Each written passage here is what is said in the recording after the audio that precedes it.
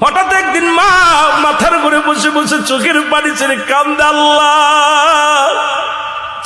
একটি মাত্র সন্তান তুমি আমারে দিলা, তারে আমি ইসলামের পথে মানুষ করতে পারলাম না, কোরআন শিখাইতে পারলাম না, হাদিসের জ্ঞান দিতে পারলাম না, ইসলামের পথে রাখতে পারলাম না। আমি মা হয়ে আল্লাহ তোমার কাছে ফরিয়াদ করলাম, তুমি শোনো নাই রে আল্লাহ। আল্লাহ যদি নাই তুমি শোনো, আমার মাতাল সন্তানকে তুমি ঈমান দিয়ে দাও, ও যদি মারা যায় যেন ঈমানের সাথে মৃত্যুবরণ করে। জোরে বলো আল্লাহু আকবার। হে মুসলমান শুনে নাও, মা দোয়া করে, মায়ের দোয়া কবুল হয়ে গেছে আল্লাহর দরবারে। ছেলে ডাকতে বলে, মা আমি যাব হাসান বসরির কদমের মধ্যে, কিন্তু আমি উঠতে পারি না, দাঁড়াইতে পারি না, বসতে পারি না রে মা। তুমি যদি একটু হাসান বসরি আমার বাড়ি ডাকতে, আমি খাস তওবা করে নিতাম, আল্লাহ যেন গুনাহ মাফ করে দেয়। এর মা জননী দৌড়াইলেন হাসান বসরির কাছে। হাসান বসরির কদমে যা ডাকতে বলে, হুজুর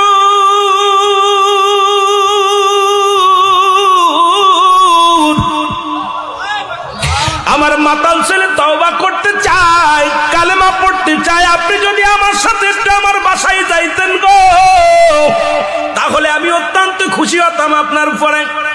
হাসান বসরি ডাকতে কয়, মা গো তোমার এই মাতাল ছেলেকে কালেমা পড়ানো তো দূরের কথা, তওবা তো দূরের কথা, ওই ছেলে যদি মারা যায় ওর জানাজা পর্যন্ত আমি পড়বো না, ওর কবর পর্যন্ত দিব না, মাটি দিব না, জানাজা পড়বো না, গোসল করাবো না।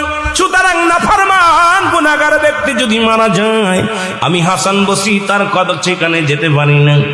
মা জননী কাঁদতে কাঁদতে চলে আসলেন বাড়ি এসে দরজা খুলে সন্তানের মাথায় হাত বোলাইয়া দিলেন। ছেলে ডাকতে বলে, মা হাসান বসরি কি আসছে? কয় না। কয়, মা গো কেন আসলো না? কয়, তোর মতো মাতাল কেসে কালেমা পড়াবে না, তোর মতো মাতাল কেসে তওবা করবে না। ছেলে চোখের পানি ছেলে ডাকতে বলে, মা গো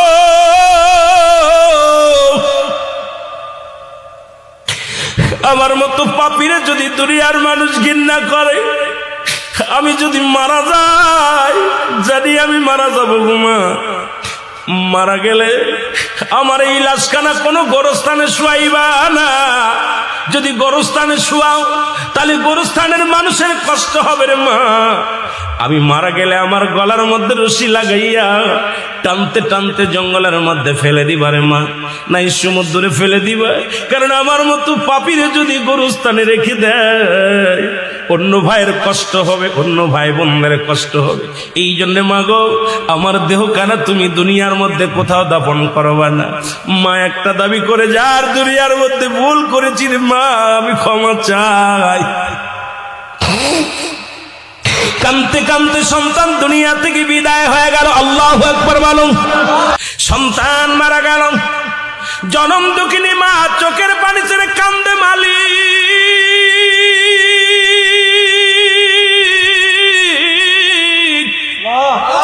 আমি অপরাধী, আমি গুনাহগার,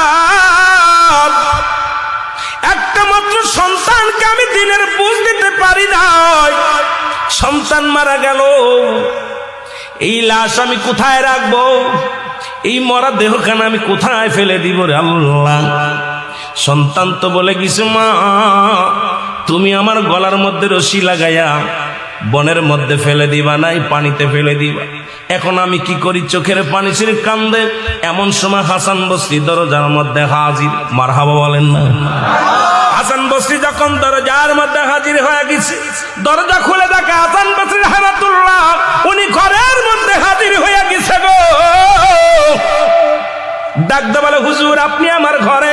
কই, মা গো তোমাকে বিদায় করে দিয়া আমি জোহরের নামাজ পড়ে যখন যাই নামাজের পর ডান হাত মোবারক মাথার তলে দিয়ে ঘুমাইছিলাম, ইলহামের মাধ্যমে শুনতে পারলাম, হাসান যে মা তার সন্তানের জন্য ক্লাতি করে রে,